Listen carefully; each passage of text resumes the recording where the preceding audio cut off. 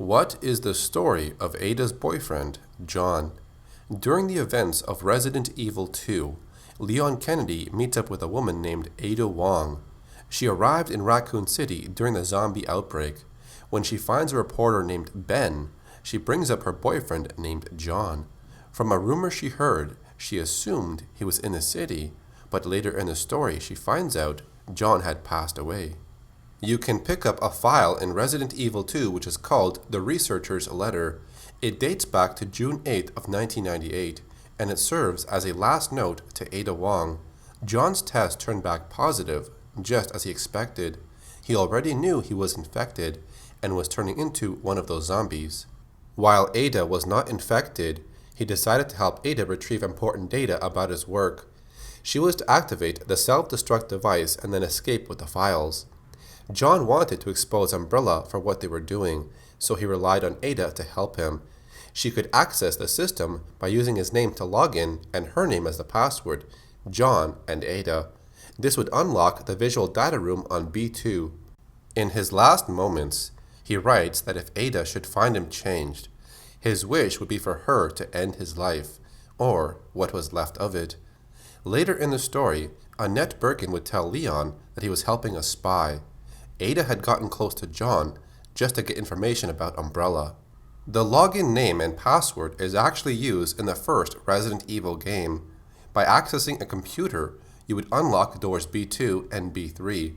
This can also be seen in the HD remake of Resident Evil, but with an updated interface. Aside from these small clues to John's existence, all the important details about his life and work were left out of the game. But in 1998, the Resident Evil comic book did mention more information about John.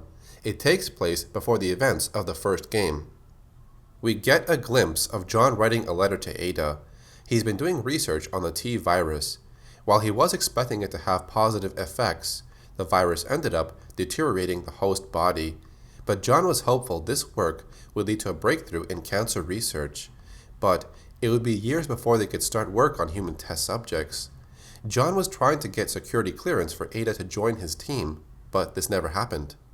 During his early years, John always knew he would end up with a career in science. His work focused on bioengineering cures for viral blood infections. This led to several presidential appointments, but the government moved too slow for his taste. While he waited on funding, Umbrella approached him with an offer he could not refuse. On May 10th of 1998, John would oversee the results of a month-long project. The T virus was introduced to a subject's bloodstream. As they continued to see signs of physical deterioration, this also resulted in signs of unprovoked aggression, but they were able to control it by the use of sedatives. A few days later, the same subject started to show an unexplained increase in strength and aggression. It might be linked to a decrease in brainwave activity. Later on, it broke free of its restraints and escaped the lab. John would later start to get sick. He ignored the symptoms, only thinking it was the flu. With so much going on at the lab, he barely had time to take care of himself. John would also inject the T virus into a shark.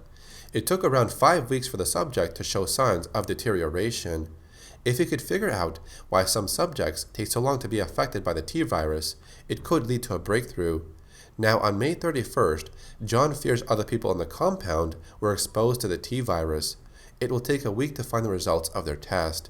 But he's also paranoid from the strange men watching over him. What is the T-002 subject? Have I been tricked into working on some biological weapon? On June 8th, knowing his body is infected, we see John writing his last letter to Ada. This includes his login name and password to obtain his research data and release it to the public. He is glad Ada was never assigned to his team. She avoided infection for not being there. But as John struggles to finish his letter, he loses control of his actions and rises from his chair. As he turns around, the door behind him opens up. Jill Valentine finds John is now a zombie and puts a few bullets into his body and ends his suffering. The letter they found was written by John Fay. Umbrella wanted to see the results of human exposure to the T virus, so they sacrificed their own researchers. The end result was a zombie with boosted strength, resilience, and aggression. It creates the perfect soldier, mindless, fearless, deadly, and disposable. And that's where the story of John ends. While the comic book has his name as John Fay, other sources would list him as John Clemens. Now, George Romero had produced a movie script for Resident Evil, which was turned down. In this story, this character was listed as John Marcus, and his relationship with Ada was still included. It goes to show that a man with good intentions was used by Umbrella, and Ada, the woman he fell in love with, also used him. So that's the story of John, Ada's boyfriend in Resident Evil. Did you like the story? Tell me in the comment section. If you want to see more videos around the lore of Resident Evil, then subscribe to my channel and turn on notifications. I have already covered other topics around this franchise, so I will leave some links to those videos. Thanks for watching. My name is Carlos, or Acid Glow, and I'll see you in the next video.